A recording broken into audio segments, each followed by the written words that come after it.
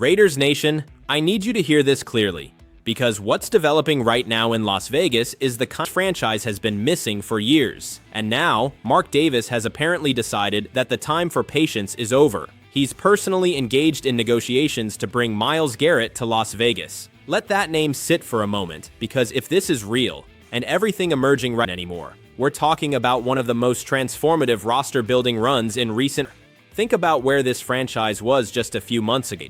The coaching staff was in transition. The roster had talent scattered across it, but lacked the kind of cohesion and depth that separates competitive teams from genuine contenders. And Raiders Nation, loyal, passionate, long-suffering, was being asked once again to trust that this time would be different. And then the offseason actually happened. Clint Kubiak arrived and immediately changed the energy inside that building in ways that were visible and measurable. Over 60 players showing up voluntarily on day one of the offseason program before anything was mandatory, before any of it officially counted. Fernando Mendoza became a Raider, bringing a Heisman Trophy, a national championship, elite red zone efficiency, and the kind of personal investment in his own development that you genuinely cannot manufacture or coach into someone. Ashton Jeanty gave the offense an explosive backfield identity. Mike Washington Jr., a perfect RAS score sitting right there in the 4th round, gave that backfield a thunder and lightning dimension that opposing defensive coordinators are already accounting for in their preparation. The offensive line got reinforced. The secondary got deeper.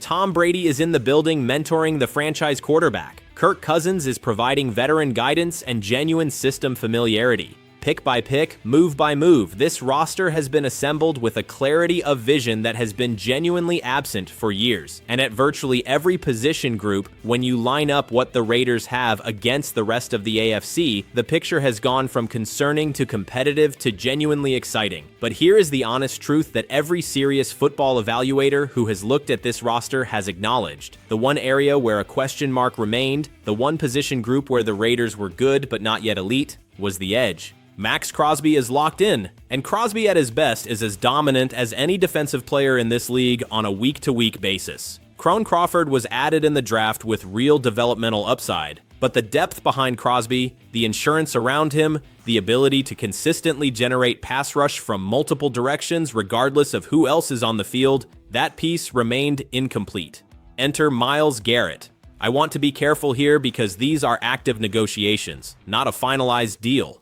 Mark Davis has initiated contact. The discussions are real, but nothing is signed, nothing is official, and professional football has a well-documented history of seemingly inevitable blockbuster moves that collapse before they ever reach completion. So we cover this with the excitement it deserves while keeping our eyes clear about where things actually stand. With that said, the fact that this conversation is happening at all is enormous, because Myles Garrett is not a player who becomes available with any frequency. He is not a depth acquisition or a starter who fills a roster hole. He is a generational defensive talent, a player capable in his prime of single-handedly changing the outcome of football games, multiple Defensive Player of the Year awards, consistent double-digit sack production, the kind of first-step explosiveness and hand technique combination that offensive tackles across this league have spent entire careers trying to solve and mostly failing at. He is the type of player that teams build defenses around, that opponents dedicate entire game plans to accounting for, that quarterbacks sense before they even begin their drop. Now imagine placing that player on the same defensive line as Maxx Crosby. Think carefully about what that actually looks like from an opposing offensive coordinator's perspective. You cannot single block either of them. Putting your best tackle on Crosby means Garrett is working against your second best option.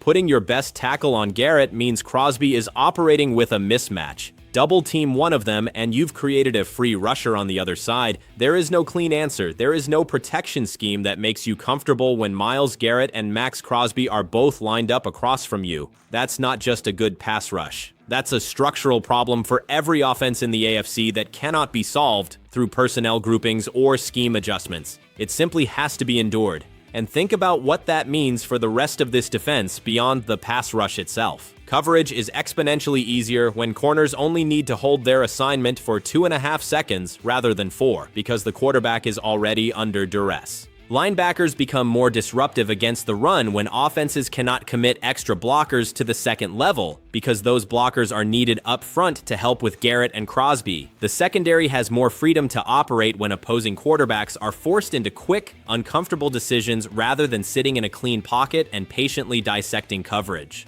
Adding one elite edge rusher doesn't just improve the pass rush, it improves every single aspect of this defense by making everyone else's job meaningfully easier. That's what true difference makers at the premium positions actually do.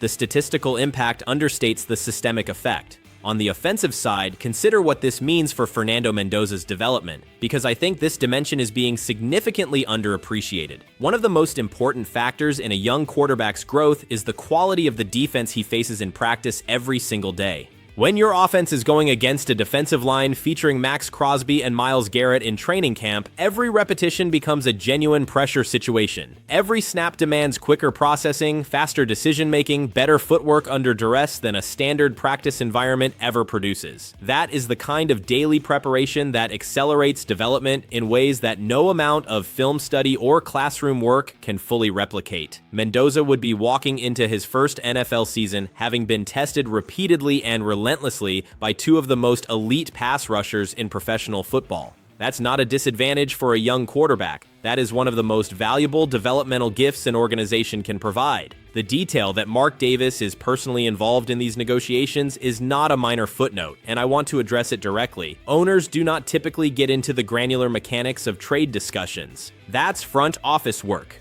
general manager territory. When an owner steps into that space personally, it signals one of two things.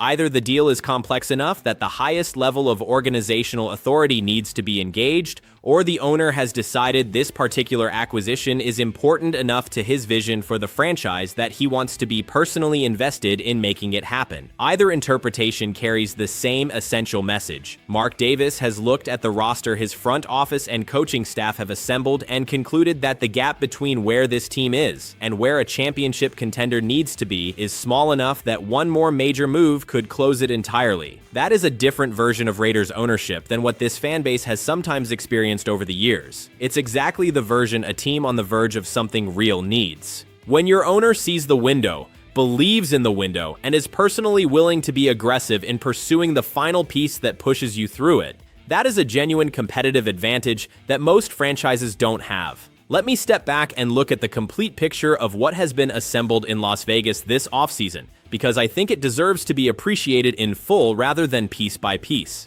Fernando Mendoza at quarterback, developing at a pace that has reportedly surprised people inside that building, working daily with Brian Grease, being mentored by Tom Brady, operating in a system built precisely for his skill set under a coordinator who believes in him completely. Ginty and Washington in the backfield, giving this offense a genuine ground identity that protects the young quarterback by keeping defenses honest and reducing the situations where he's asked to carry the team. An offensive line rebuilt with real investment.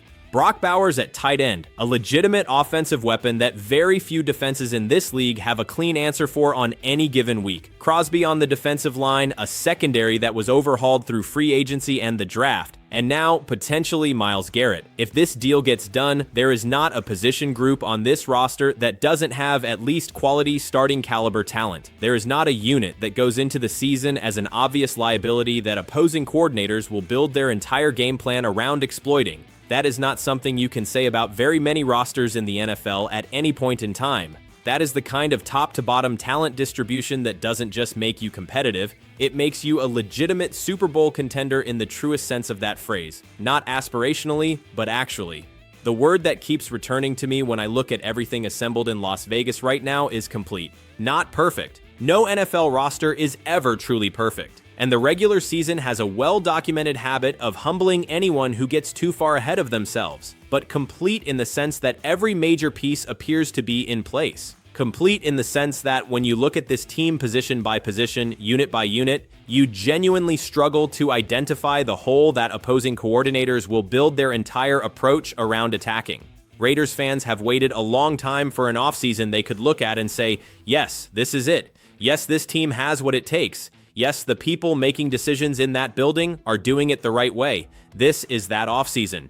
And if Myles Garrett lands in silver and black, we're not just talking about a Super Bowl run, we're talking about a genuine, legitimate, nobody in that locker room will be surprised when it happens championship conversation. The foundation has been built, the quarterback is in place, the weapons are assembled. The defense is being stacked from the front. The entire league is about to find out exactly what the Las Vegas Raiders are made of. Stay locked in. The best chapter of this story may be arriving sooner than anyone expected.